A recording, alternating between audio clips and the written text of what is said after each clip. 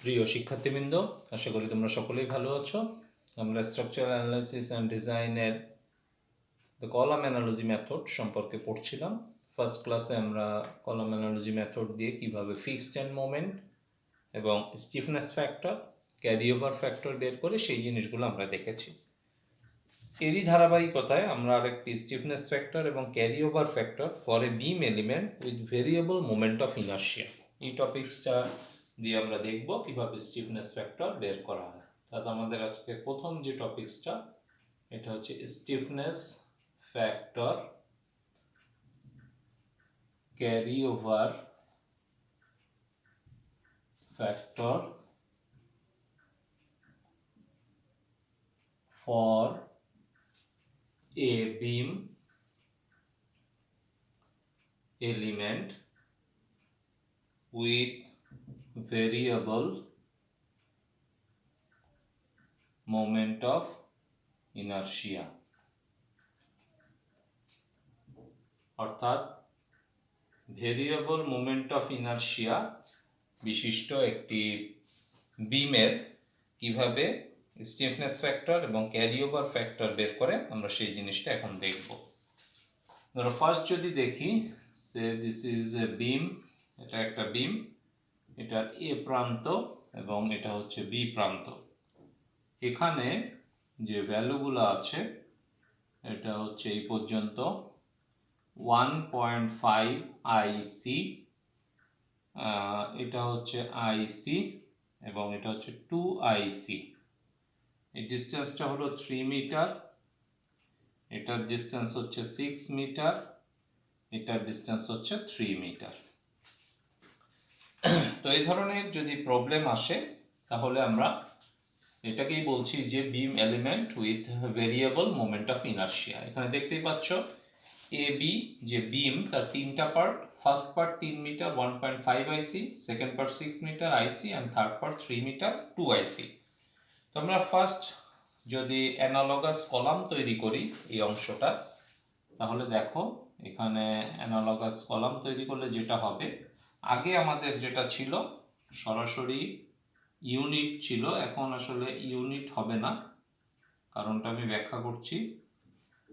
এখন একটু ডিফারেন্ট হবে এটা, আমরা সেই ডিফারেন্ট জিনিসটা এখানে আগে প্লট করি, দেন আমরা ব্যাখ্যা করব যে এটা কি বোঝাচ্ছে বা কিভাবে এই জিনিসটা আসছে।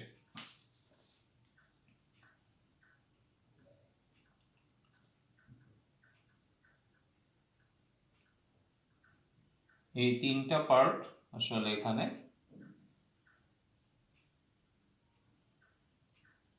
দেখো, এই তিনটা অংশ। এই তিনটা অংশের ভিতরে আমাদের যেটা ছিল 1/EIC, দ্যাট ইজ এটা হচ্ছে 1/2EIC। এই পাশের যেটা আছে সেটা হচ্ছে 1/1.5 EIC এবং ভিতরে যে অংশটা আছে এই যে এটা দেখতে পাচ্ছ, এটা হচ্ছে 1/EIC। অর্থাৎ আমাদের যেটা ইউনিট ছিল সেই ইউনিটটা এখন আসলে 1/EIC ছিল, যেটাকে আমরা ইউনিট বলছিলাম, সেই জিনিসটাকে আমরা একটু ভেঙে লিখলাম, তাহলে আমরা এখান থেকে এই অংশটা পেতে পারি। এখন আমরা ক্যালকুলেশনের জন্য যদি ইআইসি কে একটু ড্রপ করি, অর্থাৎ ইআইসি ভ্যালুটাকে আমরা না লিখে ক্যালকুলেশনটা করতে চাই এবং ফাইনালি ইআইসি ভ্যালুটা আমরা প্লেস করব, তাহলে আমি এটা ইআইসি বাদ দিয়ে ফিগারটা যদি আমি ড্র করি, তাহলে দেখো যেটা পাওয়া যায় সেটা হচ্ছে মাঝের অংশটুকু এই, এ পাশে যেটা আছে এটা এই, এবং এ পাশে একটা আছে অংশ,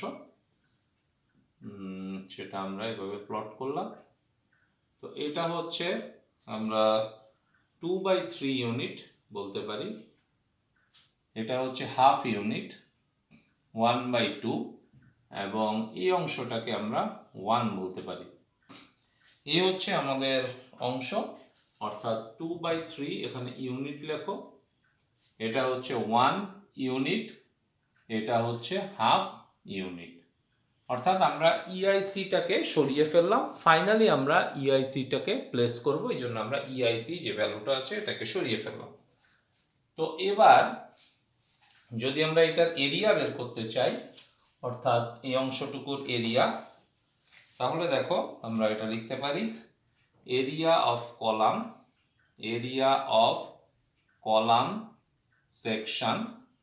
এই অংশটা যদি আমরা নিয়ে আসি তাহলে আমরা যেটা পাই এটা হচ্ছে 2/3 ইন্টু 3, এটার লেন্থ ছিল 3 মিটার, এর পাশের লেন্থও ছিল 3 মিটার, আর ভিতরের লেন্থটা ছিল 6 metre, plus 1 into 6 plus half into 3, that is আমরা এখান থেকে পাই 9.5, এই ভ্যালুটা আমরা পাই।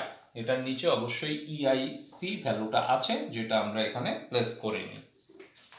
এরপরে আমাদের আরেকটা কাজ আছে, এটার মোমেন্ট অফ ইনার্শিয়া বের করা এবং তার সিজি কোথায় আছে সেই জিনিসটাকেও ডিনোট করা, কারণ মোমেন্ট অফ ইনার্শিয়া বের করতে গেলে সিজি কোথায় আছে এই জিনিসটা আমাকে জানতে হবে।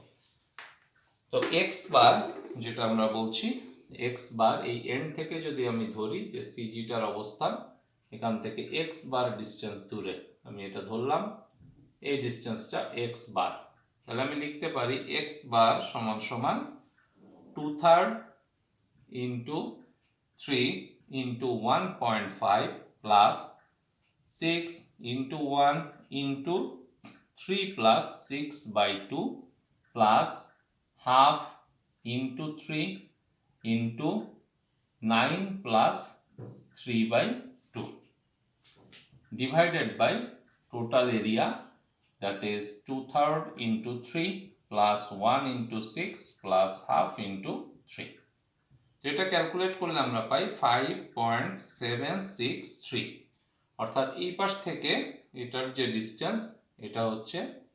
5.763, তো এখান থেকে এই পাশের যে ডিস্টেন্স এটা হচ্ছে 6.237।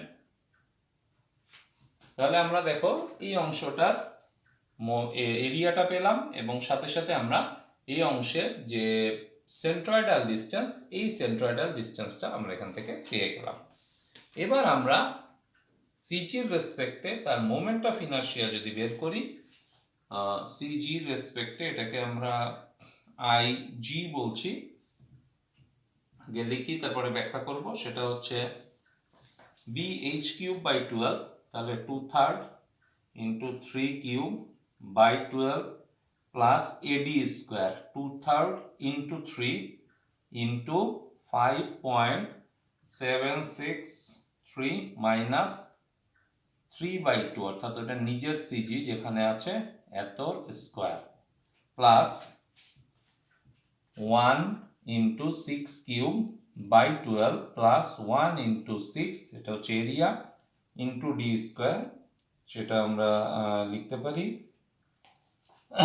6 মাইনাস 5.763, অর্থাৎ এটার মাঝখানের এই ডিস্টেন্সে আমরা 6, অর্থাৎ এটা সিজি, নিজস্ব সিজি এই জায়গায় অবস্থান করছে, নিজের সিজি এই অংশটা, দেন আমরা পুরোটা 6, তার থেকে আমি এইটুকু বাদ দিয়ে আমি এই ডিস্টেন্সটুকু আসলে বের করলাম যে এটা কত সেটা লিখলাম, প্লাস আবার bh³/12 অর্থাৎ half into 3³/12 plus half into 3 into এটার সিজি দেখো এবার কোথায় অবস্থিত, এটা সিজি এই মাথা থেকে 10.5 এই ডিস্টেন্সে অবস্থিত, অর্থাৎ আমি যদি এখান থেকে দেখি এটা 3 আর এটা 6, 9 আর 1.5, অর্থাৎ 3 প্লাস 6 প্লাস 3/2 এই জায়গায় সিজি অবস্থিত, তার মানে 10.5 মাইনাস 6.237 স্কোয়ার, এটাও স্কোয়ার আছে।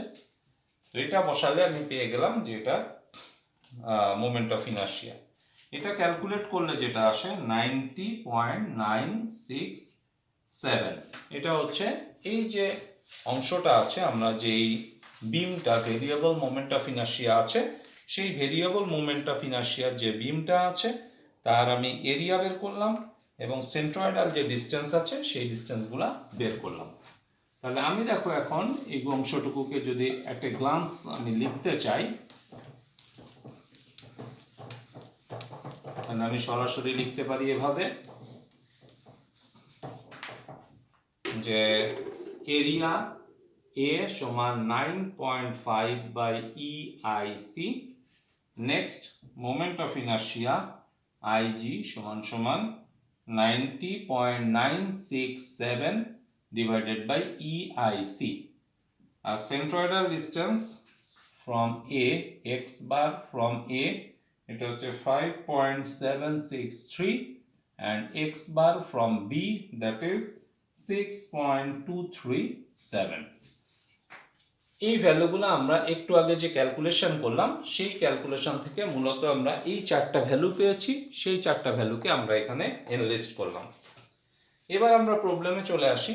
আমরা এর আগের দিন দেখেছি যে এন্ডে যদি একটা মোমেন্ট থাকে সেই মোমেন্টের কারণে অপোজিট এন্ডে আরেকটা মোমেন্ট তৈরি হয়, এবং সেই দুইটা মোমেন্টের যখন আমরা মোমেন্ট ডায়াগ্রাম এঁকেছি, অর্থাৎ গতদিন আমরা প্রবলেমটা একটু ব্যাকে যাই, এরকম প্রবলেম ছিল, এপাশে ফিক্সড করা, এখানে এম এ আমাদের একটা মোমেন্ট ছিল, এখানে এম বি একটা মোমেন্ট তৈরি হয়েছিল, দেন আমরা দুইটা ডিফারেন্ট মোমেন্ট ডায়াগ্রাম এঁকেছিলাম, এবং আঁকার পরে আমরা যেটা বলেছিলাম যে এই এন্ডে রিয়াকশন কত হবে সেটা আমরা দেখিয়েছিলাম যে এই এন্ডে আসলে রিয়াকশন হয়েছিল ফাই এ, এই এন্ডে হয়েছিল 0। কেন ফাই এ হয়েছিল? কারণ এখানে যে ইলাস্টিক কার্ভটা তৈরি হয়েছিল সেটা এরকম, অর্থাৎ এখানে যে স্লোপ এটা ফাই এ। তো আমরা জানি এখানকার যে রিয়াকশন সেটা হচ্ছে এই জায়গার স্লোপ। তাহলে সেই হিসাব অনুযায়ী আজকে আমাদের দুই পাশেই ফিক্সড করা আছে, অর্থাৎ বোথ সাইড কোনো হিঞ্জ নাই। তাহলে সেই হিসাবে দেখো আমাদের আজকের প্রবলেমে আমি দুইটা অংশ আছে আমাদের, দুইটা অংশকে আমরা পাশাপাশি ড্র করব।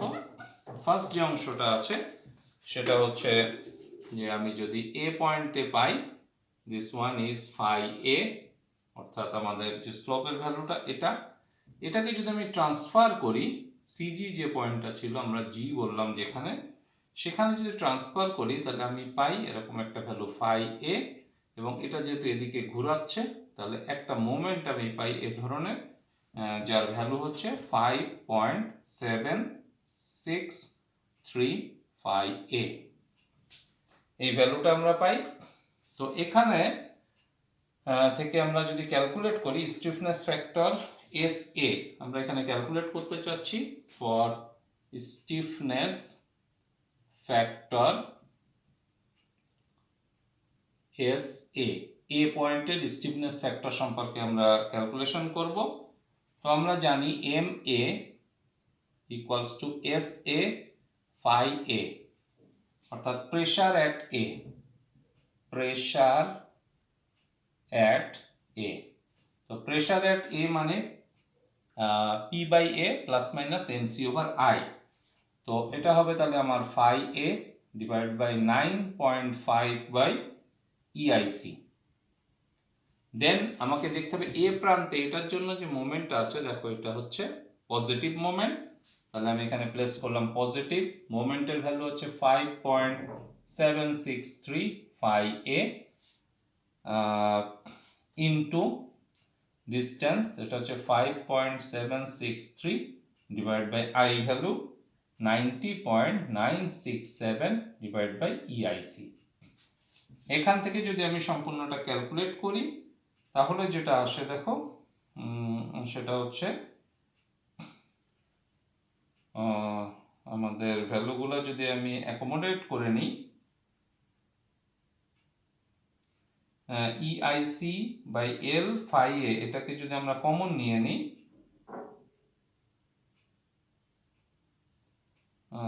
ইআইসি ফাই, অর্থাৎ এগুলো পুরোটাকে যদি আমি ফাই এ অ্যান্ড ইআইসি এই জিনিসটাকে যদি আমি কমন নিয়ে ফেলি, বোথ সাইড থেকে আমি কমন নিয়ে ফেললে এর সাথে লেন্থ যেটা 12 ফিট, এটাকে যদি আমি কমন নিয়ে নিই এল, তাহলে দেখো এখানে আমি পাই 12 বাই 9.5 প্লাস 12 ইন্টু 5.763 এটার স্কোয়ার ডিভাইড বাই 90.967। তো এখান থেকে আমি ক্যালকুলেট করলে পাই phi A EIC by L, এটা 1.263 plus 4.381 that is 5.6447 EIC L phi A। তো আমরা জানি যে এটা এস এর যে ভ্যালুটা সেটা এখান থেকে আমি বের করে ফেলতে পারছি। এস এ সমান 5.6447 EIC বাই L, অর্থাৎ এস এ যে ভ্যালুটা অর্থাৎ স্টিফনেস ফ্যাক্টর এট এ সেই ভ্যালুটা হচ্ছে 5.6447 EIC বাই L। এবার আমরা বের করব এম বি। তাহলে এম বি যদি বের করি, দেখো একই রকম phi A by 9.5 by EIC minus, এখানে দেখো এই মোমেন্টটা যদি এই পাশের অংশের জন্য আমি দেখি, এটা এন্টি ক্লকওয়াইজ, তাহলে এই যে আমি এন্টি ক্লকওয়াইজ দিলাম, এটাকে যদি আমি এক্সটেন্ড করি তাহলে দেখো এটা কনভেক্স, কনভেক্স মানে নেগেটিভ, তাহলে নেগেটিভ 5.7635 A ইন্টু এটার ভ্যালু হচ্ছে 6.237 ডিভাইডেড বাই 90.967 বাই EIC। এখানেও আবার একটু কমন নিয়েছি, EIC phi A by L, এটা যদি কমন নিই 12 by 9.5 minus 12 into 5.763 into 6.237 divide by 90.967। তো এটা যদি আমরা ক্যালকুলেট করি তাহলে আমরা যেটা পাই, এমবি এর ভ্যালুটা দেখো এখান থেকে আমরা পাই equals to MB, that's equals to 1.2632 minus 4.7616 into phi A EIC by L। এখান থেকে পাই minus 3.4784 EIC L into phi A। এই হচ্ছে আমরা value pi minus 3.47 EIC L phi A।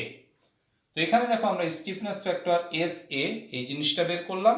এখন আমরা যেটা যাব ক্যারি ওভার ফ্যাক্টর বের করতে। এখন দেখো এখানে এসেছে মাইনাস আর এখানে এসেছে প্লাস, এই যে এই জায়গাটায়। তার অর্থ কি আসলে? অর্থ হলো এ পয়েন্টের যে মোমেন্টটা সেটা এভাবে, দ্যাট মিনস এটা পজিটিভ কনকেভ, আর বি পয়েন্টের যে মোমেন্টটা সেটা নেগেটিভ, দ্যাট মিনস এটা কনভেক্স। শুধুমাত্র এই জিনিসটা বোঝানোর জন্যই প্লাস বা মাইনাস এসেছে, অন্যথায় আসলে প্লাস মাইনাসের ওইভাবে কোনো সিগনিফিকেন্স নাই, কারণ ক্যারি ওভার ফ্যাক্টর এটা একটা ভ্যালু হবে, সেই জন্য আসলে প্লাস মাইনাসের কোনো সিগনিফিকেন্স এই জায়গাটাতে ওইভাবে নাই। তো আমরা যদি এখন ক্যারি ওভার ফ্যাক্টর বের করি এই প্রান্তের জন্য, that is carry over factor C A B, carry over factor for A থেকে বি, তাহলে আমি পাই 3.4784 EIC L phi A, নিচে আসবে আমার 5.6447 EIC L by phi A। এটা কাটে, এটা কাটে, দ্যাট ইজ পজিটিভ 0.61622। অর্থাৎ এই কন্ডিশনের জন্য এ প্রান্তের stiffness factor 5.6447 EIC by L এবং এ পয়েন্ট থেকে বি পয়েন্টের ক্যারি ওভার ফ্যাক্টর 0.61622। কেন পয়েন্ট প্লাস দিলাম? এটা ক্লকওয়াইজ, এটাও ক্লকওয়াইজ। এই জায়গায় তার সাইনের কারণে নেগেটিভ এসেছে, বাট একই সাইনের মোমেন্ট কিন্তু এক প্রান্ত থেকে আরেক প্রান্তে ক্যারি ওভার হয়ে গিয়েছে। এবার যদি আমরা স্টিফনেস ফ্যাক্টর বি পয়েন্টের জন্য বের করতে চাই, stiffness factor for point B আমরা এটা বের করতে চাচ্ছি, দেখি এটা কিভাবে বের করা যায়। একই স্টাইল আমাদের কাজ করতে হবে, শুধু বি পয়েন্টে আমাদের ধরে নিতে হবে যে ইনিশিয়াল যে মোমেন্টটা আমরা প্লেস করেছি সেটা বি পয়েন্টে আছে। এখন যদি আমরা বি পয়েন্টের কথা চিন্তা করি তাহলে আসলে ছবিটা, ফার্স্ট ছবিটা এরকম ফাই বি, দেন আমরা এটাকে যদি সিজিতে কনভার্ট করি তাহলে এটা আমি পাই ফাই অফ বি, এবং এটা ঘুরছে এভাবে ক্লকওয়াইজ, তাহলে আমি এদিকে দিলাম। এটা আমি পাই 6.23685 অফ বি। এটা আমার এ পয়েন্ট, এটা বি পয়েন্ট। এ পয়েন্টের দিকে যদি তাকাই, এটা এইভাবে মোমেন্ট তৈরি করছে অর্থাৎ কনভেক্স, আর বি পয়েন্টের দিকে যদি তাকাই তাহলে এটা এইভাবে মোমেন্ট তৈরি করছে অর্থাৎ কনকেভ। দ্যাট মিন্স বি পয়েন্টের জন্য পজিটিভ, এ পয়েন্টের জন্য আসলে এই ভ্যালুটা নেগেটিভ। আমাদের প্রথম কাজ বি পয়েন্টে বের করা, কারণ আমরা এম বি সমান বলছি S B phi of B.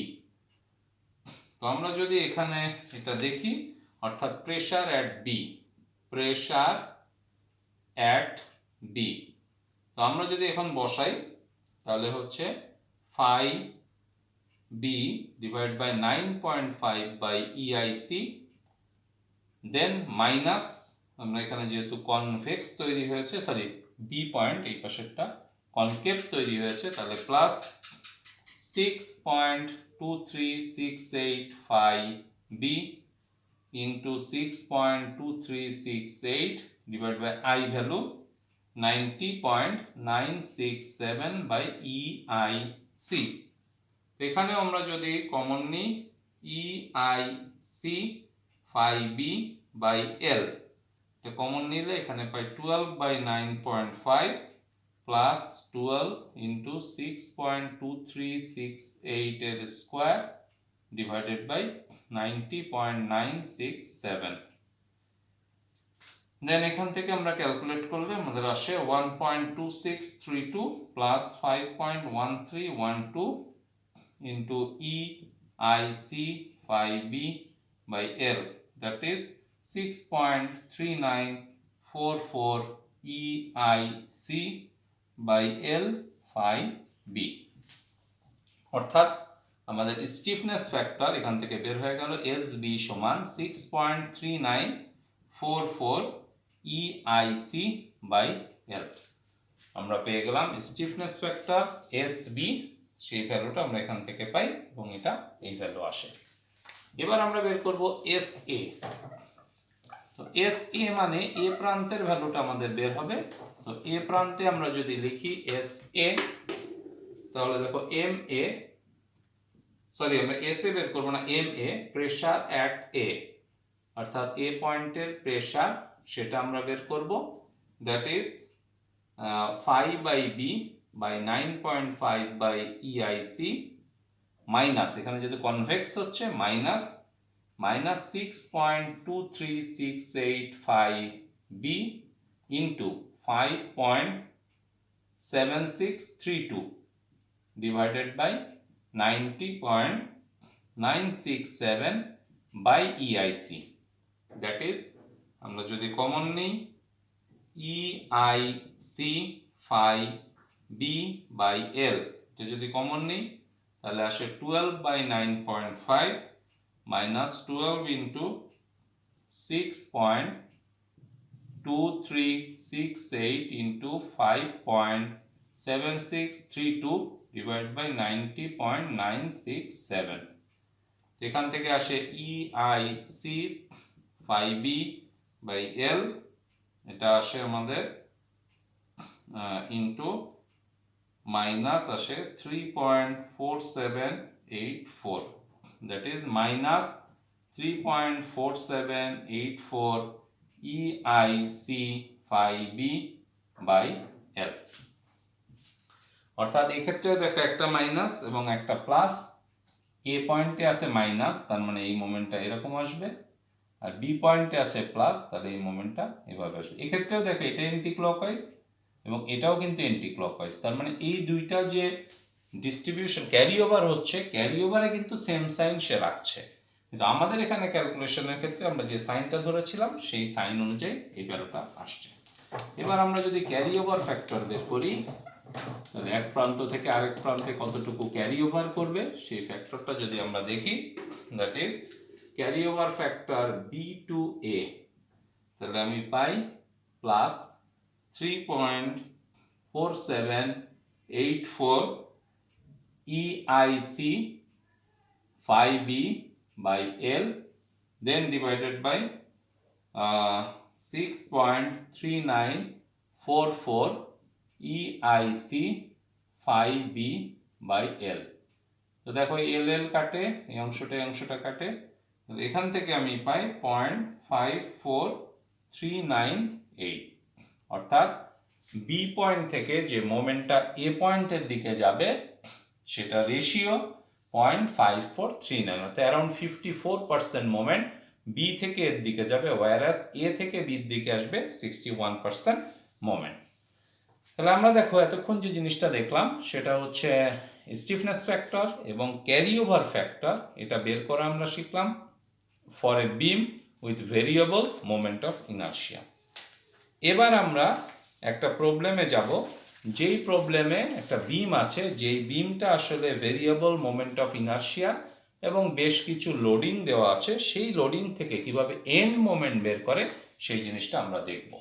তো ইতিমধ্যে আমরা কিন্তু এন্ড মোমেন্ট বের করার বেশ কিছু জিনিস আমরা ইতিমধ্যে দেখে ফেলেছি, অর্থাৎ আমরা যদি টোটাল লোড কত সেটা বের করতে পারি, সেই লোডের থেকে আমরা আসলে মোমেন্টটা ক্যালকুলেট করি এবং সেই মোমেন্ট দিয়েই কিন্তু আমরা এন্ডে কি পরিমাণ মোমেন্ট আসবে সেটাকে ফাইনালি সর্ট আউট করব।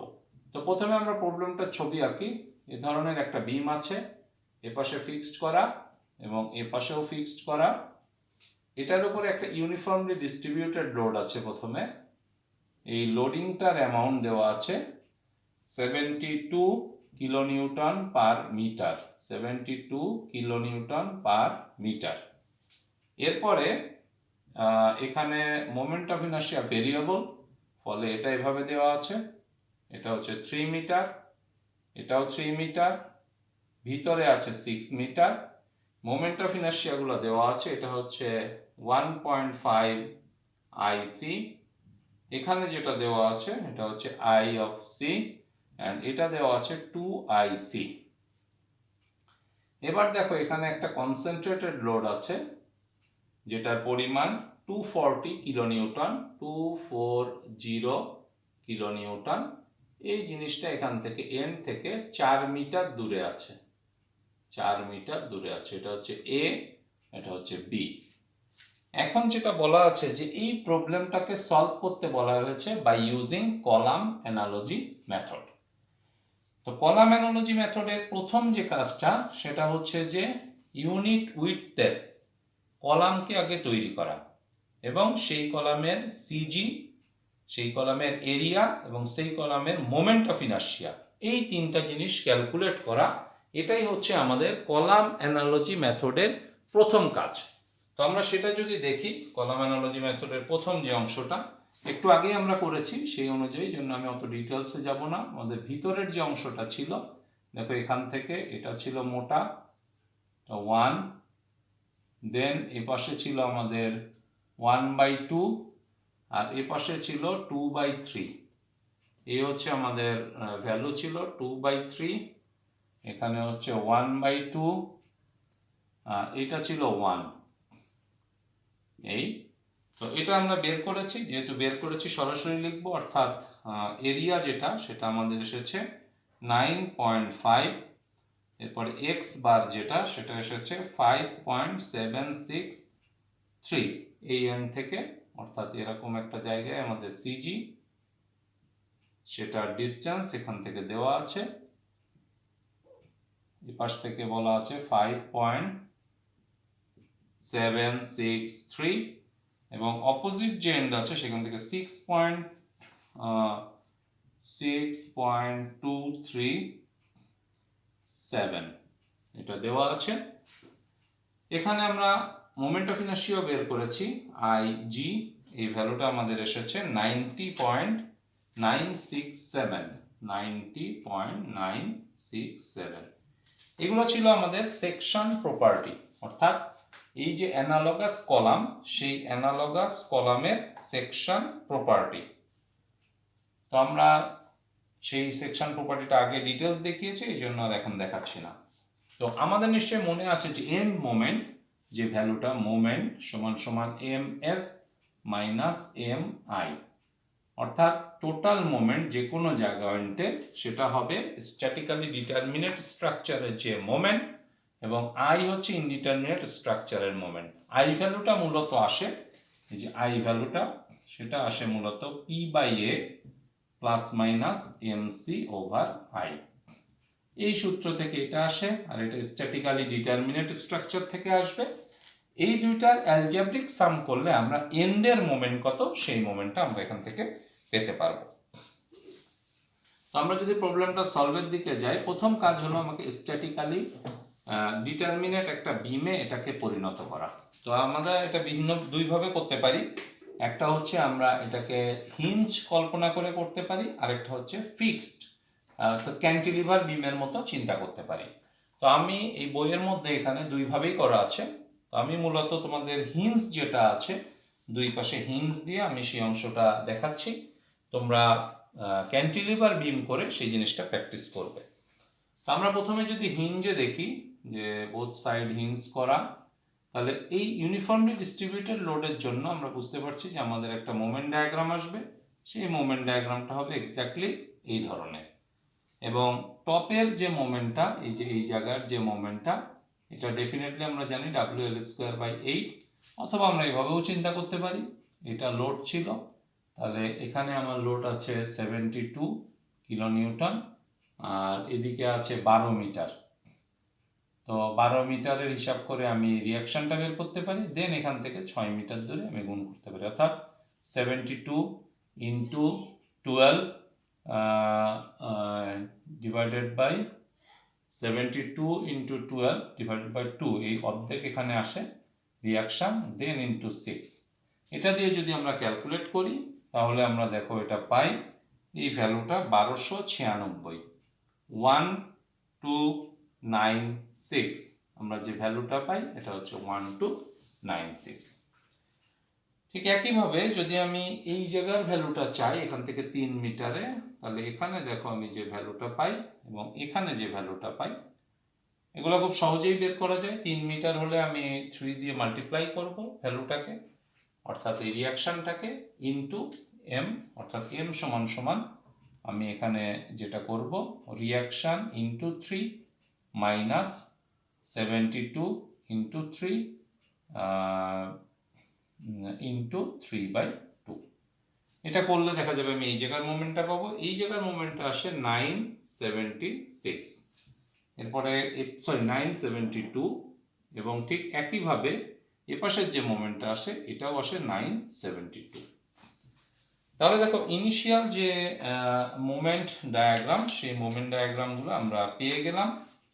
এখন আমি এই মোমেন্ট ডায়াগ্রাম থেকে যদি M/EI এই ডায়াগ্রামটা বের করতে চাই, তাহলে আমি কিভাবে বের করব সেটা আমরা দেখব, যে M/EI ডায়াগ্রাম সেটা কিভাবে বের করব। তো তোমরা নিশ্চয়ই এটা ক্লিয়ার হয়েছো, এটা আমাদের আসলে 432 এই ভ্যালুটা। তোমরা নিশ্চয়ই ক্লিয়ার হয়েছে। আমি আরেকবার বলি যে এটা ফার্স্ট আমি দুই এন্ডের রিয়াকশন বের করেছি, দুই এন্ডের রিয়াকশন বের করে আমরা মোমেন্ট বের করতে চাইলে আমরা এখানে মোমেন্ট নিয়ে এই মোমেন্টের ভ্যালুটা আমরা এখান থেকে বের করতে পারবো। এটা মাইনাস আসলে মিড পয়েন্টের যদি মোমেন্ট আমি বলি তাহলে আমার এরকম 72 into 16 divided by 2 into 6 minus half into 72 into 6, সেখানে ভালো করে লিখি, এটা হচ্ছে মাইনাস 72 ইন্টু 6 ইন্টু 6/2। এটা ক্যালকুলেট করলে দেখবা এটা আসবে 1296, আর নিচের অংশটা ক্যালকুলেট করলে আমার আসবে 972। এখন দেখো আমার কাজ হলো যে এরপরে আরেকটা লোড আছে, সেই লোডের জন্য মোমেন্ট ডায়াগ্রাম দেখানো।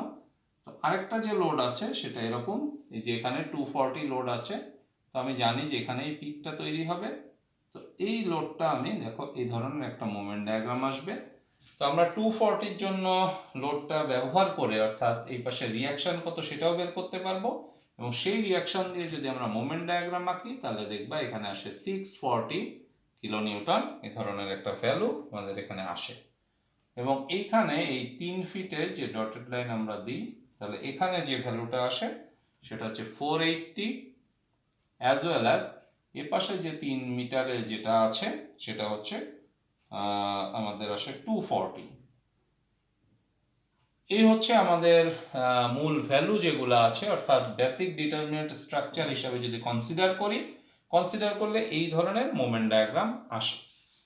তো এই মোমেন্ট ডায়াগ্রাম থেকে আসলে আমাকে যেহেতু m/ei ডায়াগ্রাম আঁকতে হবে, তোমরা দেখতে পাচ্ছ এখানে আই ভ্যালুর ভ্যারিয়েশন আছে। তাহলে আই ভ্যালুর যদি ভ্যারিয়েশন থাকে, তাহলে আমি এই ডায়াগ্রামটাকে যদি আমি m/ei ডায়াগ্রাম করতে চাই, তাহলে আমার কাজ হলো এখানে দেখো m/ei অর্থাৎ মোমেন্টকে ei দিয়ে ভাগ করব। তো e তো কনস্ট্যান্ট, i দিয়ে ভাগ করব। i মিন্স 1.5, এখানে 1, এখানে হচ্ছে 2। তাহলে আমি যদি ভাগ করি তাহলে দেখো এখানে যে ভ্যালুটা আসবে, আসলে ডটেড লাইন দিয়ে আমি দেখাচ্ছি, এখানে যে ভ্যালুটা আমাদের আসছে সেটা হচ্ছে 648, এখানে আসবে 648। দেন এটা আবার এখান থেকে উপরের দিকে যাবে, যেহেতু 1 দিয়ে ভাগ করলে এটা যা ছিল তাই আসে, এবং এই পাশে যেটা আসবে 486, এটাকে যদি 2 দিয়ে ভাগ করি তাহলে এটা আসে 486। দেন আমি এখান থেকে এটা যোগ করে দিলাম। তাহলে আসলে আমার এক্সিস্টিং m/ei যদি আমি বলি, তাহলে আসলে আমার এই ছবিটা আসছে। m/ei ডায়াগ্রামের কথা যদি আমি বলি, তাহলে আসল ছবি হচ্ছে আমার এটা, কারণ এখানে আই ভ্যালু ভ্যারি করছে, তাহলে আসল যে ছবিটা সেটা এটা। আমি পরে বের করব, তো পরে ভ্যালুগুলো বের করে দেখাবো আমি এখনই। তো মোটামুটি তোমরা খেয়াল রাখো যে আমি যদি আই ভ্যালুটা দিয়ে m/ei ডায়াগ্রাম আঁকি, তাহলে m/ei ডায়াগ্রামের যে ছবিটা হবে সেটা এক্স্যাক্টলি এই ধরনের একটা ছবি হবে, অর্থাৎ আমরা আই দিয়ে ভাগ করে যাব। সেই হিসাবে এখানেও একটু চেঞ্জ আসবে। আমাদের দেখো এই ছবিটা এরকম আসবে, এই, দেন এখানে উপরে যাবে, আবার এখানে নিচে নামবে, এটা দেখো এই যে নিচে নামলো, দেন এখান থেকে আমাদের এটা সোজা যোগ হয়ে যাবে।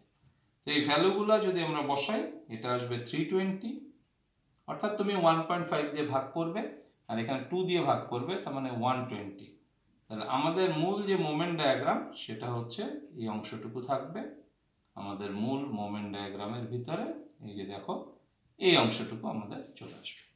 অর্থাৎ আসলে আমাদের ক্যালকুলেশনের জন্য যে ইফেক্টিভ মোমেন্ট ডায়াগ্রাম সেটা আসলে এখানে। এই মোমেন্ট ডায়াগ্রামগুলো আমাদের কি কাজে লাগবে? এই ডায়াগ্রাম থেকে আসলে আমাকে টোটাল লোড কত আছে সেটা বের করতে হবে। অর্থাৎ এইটুকুর এরিয়া নিলে আমি এখানকার একটা লোড পাবো, এই মাঝের অংশটুকু নিলে এখানকার একটা লোড পাবো, এই পাশের অংশ নিলে এখানকার একটা লোড পাবো। ঠিক তেমনি এখানেও একটা লোড পাবো, এখানে পাবো, এখানে পাবো, এখানে পাবো।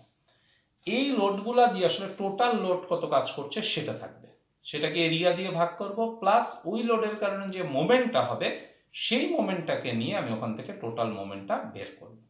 পরবর্তীতে এই লোড এবং এই মোমেন্টটাই আসলে আমার ক্যালকুলেশনের জন্য কাজে আসবে। অর্থাৎ mi যেটা বলেছি সেই miটা বের হবে, এবং সেই mi থেকে আসলে আলটিমেটলি আমি ফাইনালি m যে মোমেন্টটা, n মোমেন্ট আছে সেই মোমেন্টটা আমি বের করব। তো সেটা বের করার জন্য আমরা এখন যদি শুরু করি, দেখো প্রথম অংশে যদি i বের করতে চাই, তো আমরা এরিয়া হিসাব করে করতে পারি, এরিয়া হিসাব করে বের করতে পারি। আমি ইকুয়েশন দিয়ে দেখাচ্ছি। তোমরা shear force bending moment diagram যখন শিখেছো, ডেফিনেটলি সেখানে ইকুয়েশনের ব্যবহার সম্পর্কে শিখেছো। তো আমাদের এই ডিস্ট্রিবিউটেড লোডের জন্য দেখো যে ডিস্ট্রিবিউশনটা, এই যে ডিস্ট্রিবিউটেড লোডে এখানে আসে 432, এ পাশেও আছে 432। এখন আমি প্রথমে এই অংশটুকু ক্যালকুলেশন করতে চাচ্ছি, এটা মানে আমার 3 ফিট। তাহলে দেখো আমি কিভাবে লিখি, যে সে P1 সমান সমান, এটা ইন্টিগ্রেশন করব 0 to 3 ফিট, 3 ফিটের ভিতরে 432x minus 72 into x by 2 dx। তাহলে এখান থেকে পাই 0 to 3 432x minus 36x square dx। তো এটাকে যদি আমি ক্যালকুলেট করি তাহলে আসে দেখো 216x square minus 12x cube, তার ভ্যালু হচ্ছে 0 to 3। এই ভ্যালু যদি আমি বসাই তাহলে আমি পাই 1620।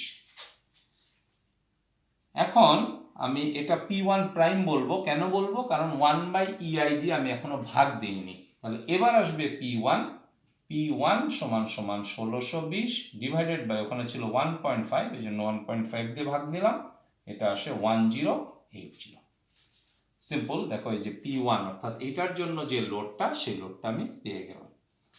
এবার আসো P2 যদি বের করি, সেকেন্ড অংশ এই যে এটার জন্য আমি যদি বের করি ইকুয়েশন সেম, ইন্টিগ্রেশনের রেঞ্জ আলাদা। p2 prime that is 3 to 9 এই পর্যন্ত যাবে 432x minus 36x square dx। তো এখানেও একই আসে 216x square minus 12x cube, এটা আসবে 3 to 9। এখান থেকে আমি পেতে পারি 7128। তো এখান থেকে আমি বলতে পারি p2 সমান সমান 7128 ডিভাইডেড বাই 1, কারণ এখানে EIC ভ্যালু 1, তাহলে এটা আমি পেলাম 7128। এবার আমি p3 বের করব। তো p3 যদি আমি বের করি একই নিয়মে দেখবা যে এই পাশ থেকেও বের করতে পারি অথবা এই পাশ থেকেও। তো তুমি বুঝতে পারছো এই পাশ থেকে যদি বের করি একই 432x into 72x into x/2, ফলে এই পাশ থেকে যা বের করব এই পাশ থেকেও সেম বের হবে। দ্যাট মিনস p3 প্রাইম আমাদের বের হবে এটা হচ্ছে 1620। তাহলে p3 এটা হবে 1620 ডিভাইডেড বাই 2, দ্যাট ইজ 810। তাহলে আমরা পেলাম যে p3 এর ভ্যালু 810, p2 এর ভ্যালু পেলাম 7128 এন্ড p1 এর ভ্যালু পেলাম 1080। এই যে ডটেড লাইন যেটা এই এরিয়াগুলার যে টোটাল লোড সেই লোডগুলো কিন্তু আমি এখান থেকে বের করে ফেলেছি। এবার সেকেন্ড আমি যাব এই লোডটা আছে।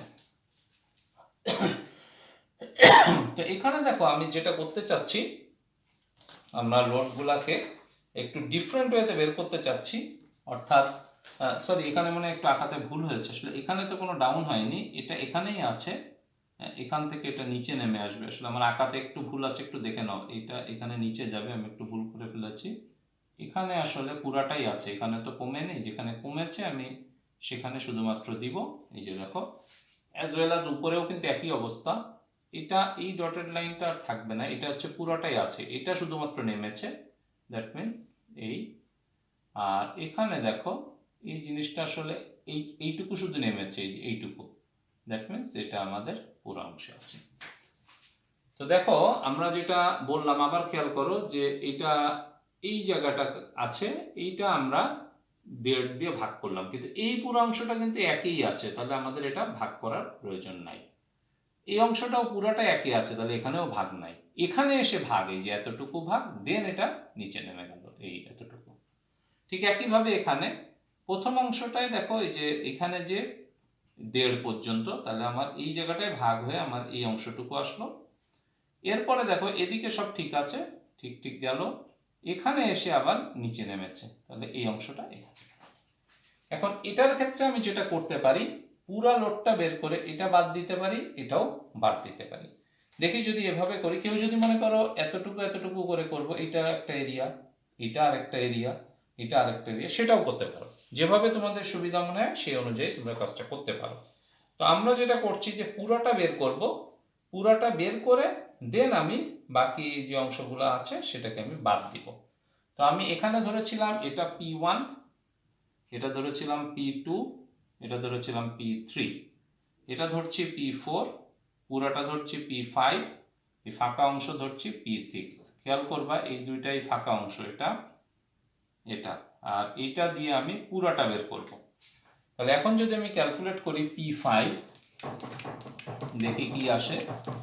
হাফ ভূমি গুণ উচ্চতা, অর্থাৎ p5 সমান সমান হাফ, ভূমি হচ্ছে আমাদের 12 মিটার এবং উচ্চতা যেটা হচ্ছে 640, দ্যাট ইজ p5 সমান সমান 3840, অর্থাৎ p5 এর যে ভ্যালুটা আছে সেই ভ্যালুটা আমরা পুরাটা হিসাব করে পেলাম 3840।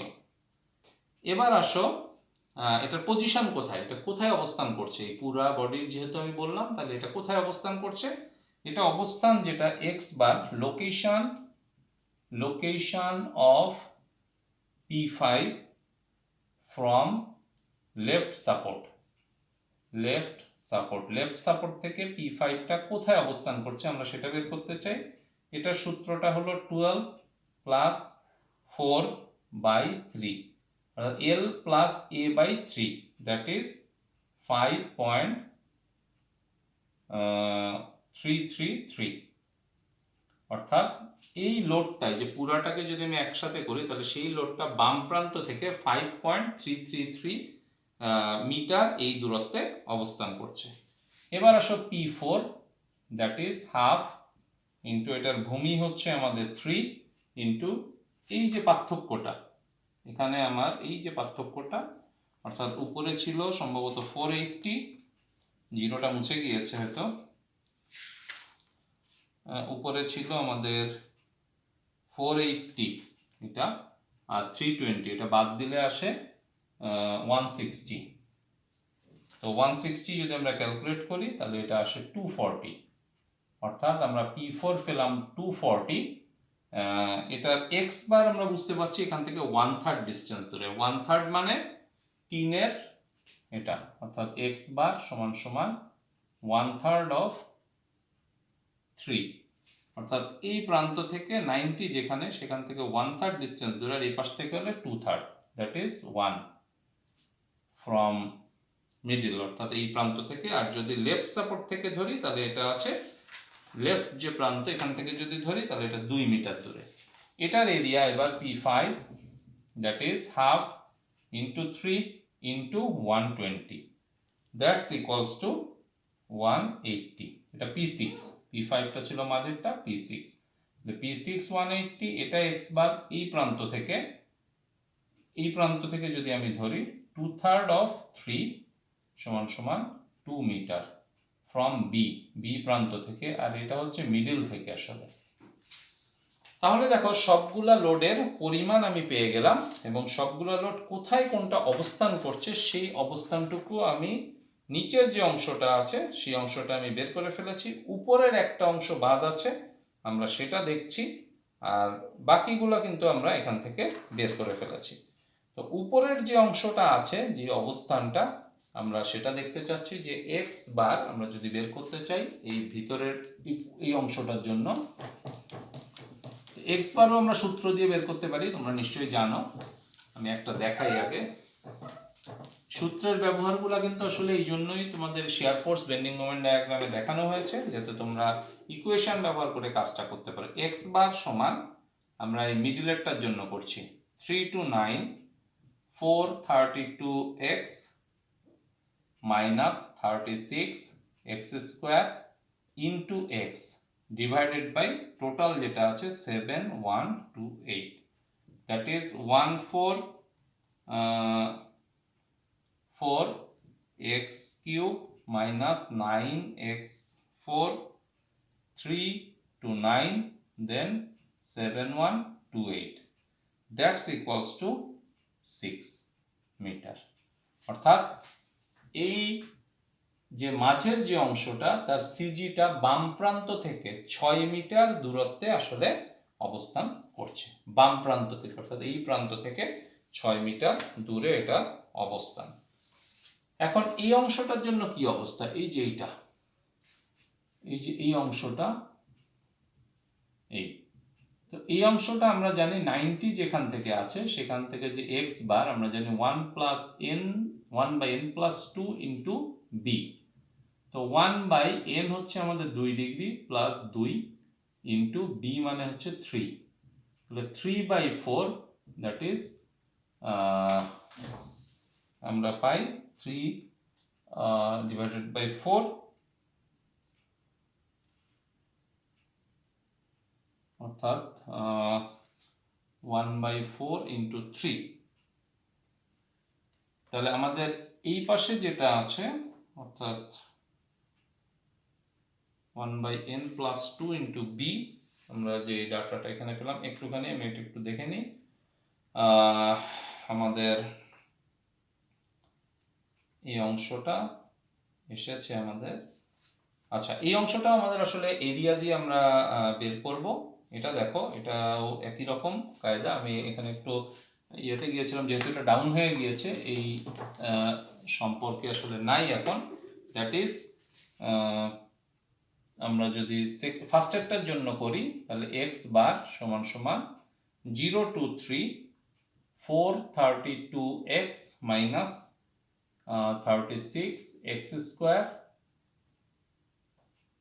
into x divided by 1620 dx। তো এখান থেকে যদি আমরা ক্যালকুলেট করি তাহলে পাই 3159 by 1620, দ্যাট ইজ 1.95।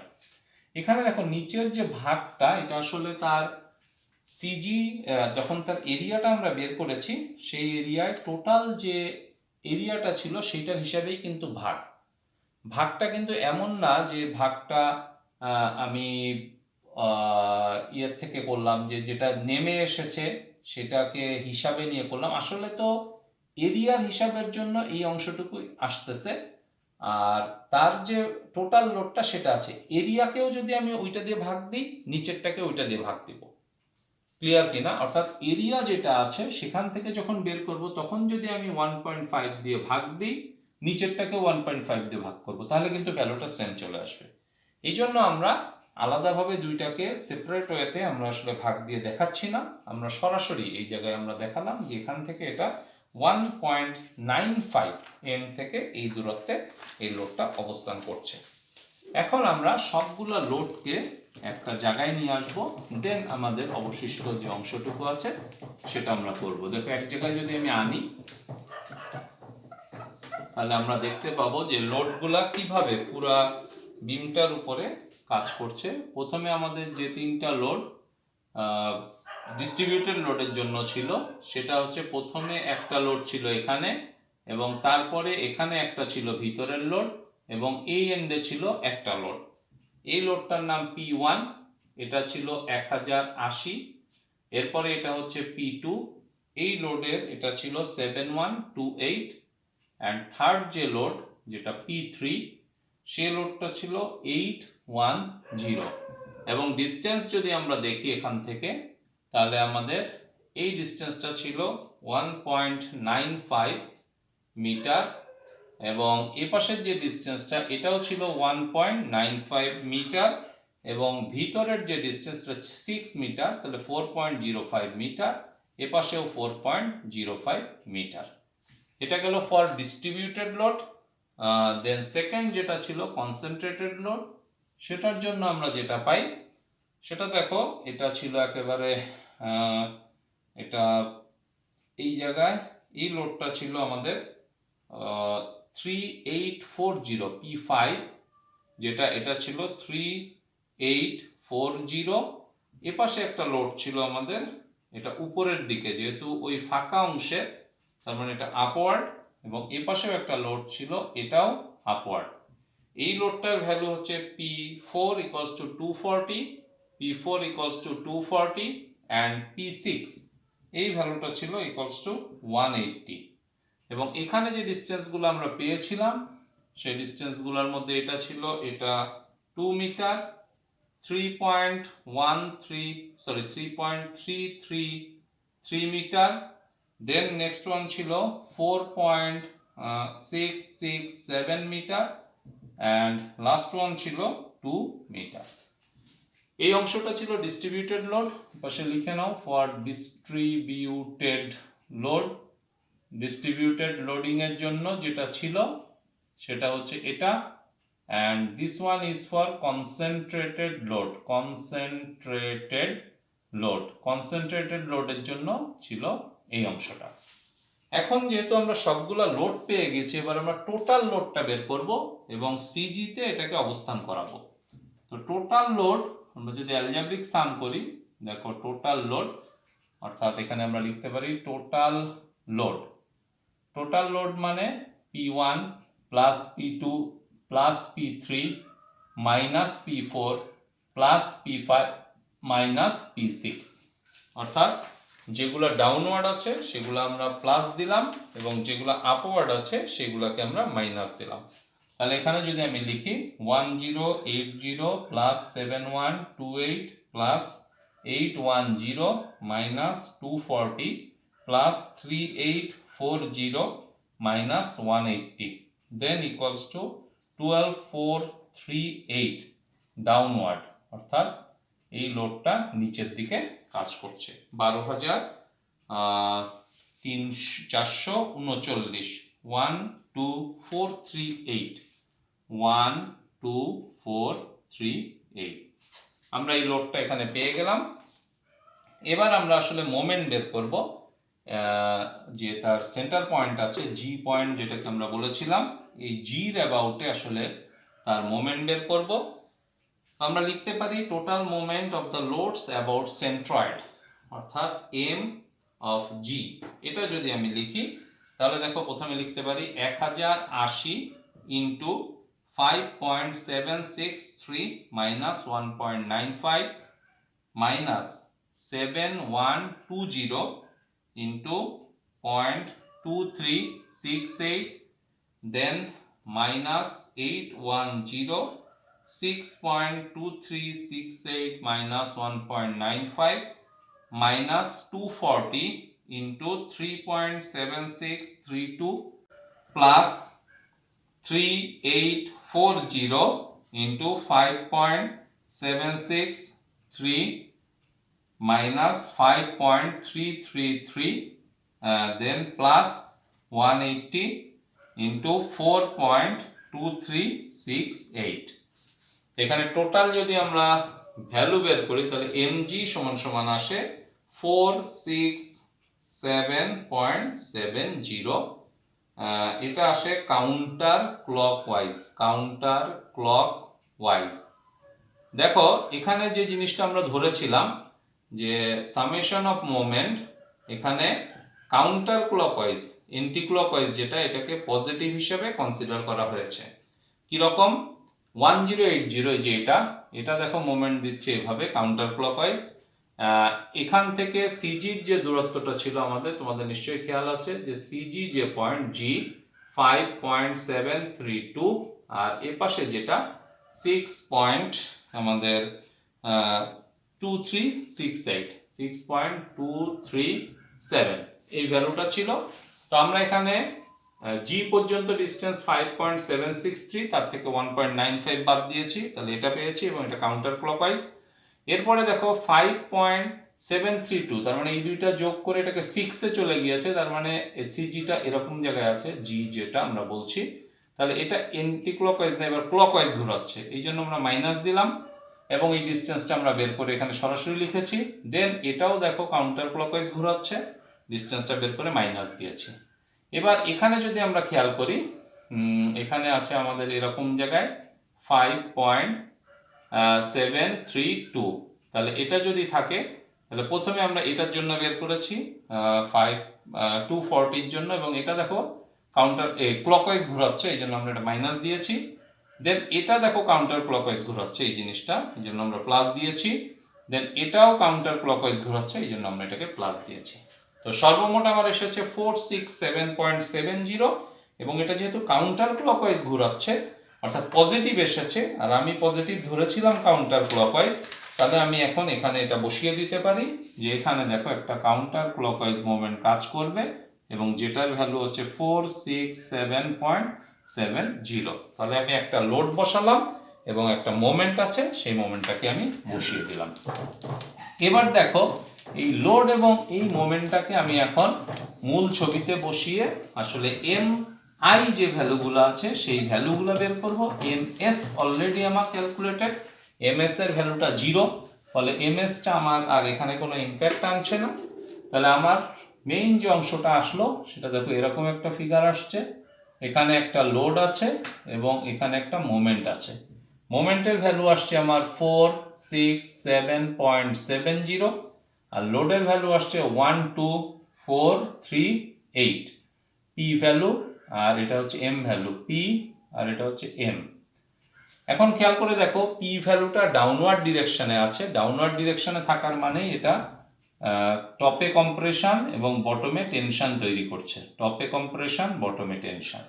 আর এ পয়েন্টের জন্য আমি যদি এটা কনসিডার করি, ডটেড লাইন দিই, কনকেভ, দ্যাট মিনস পজিটিভ, আর বি পয়েন্টের জন্য কাউন্টার ক্লকওয়াইজ, তাহলে এটাকে ডটেড লাইন করলে এটা কনভেক্স, দ্যাট ইজ নেগেটিভ। তাহলে আমি দেখো এই তিনটা আগের থেকে বুঝে নিলাম যে কোন পাশে আমার আসলে কত ভ্যালু আসতে পারে। এবার আমি এম আই এর যে ভ্যালুটা আছে সেটা বের করব ফর পয়েন্ট এ।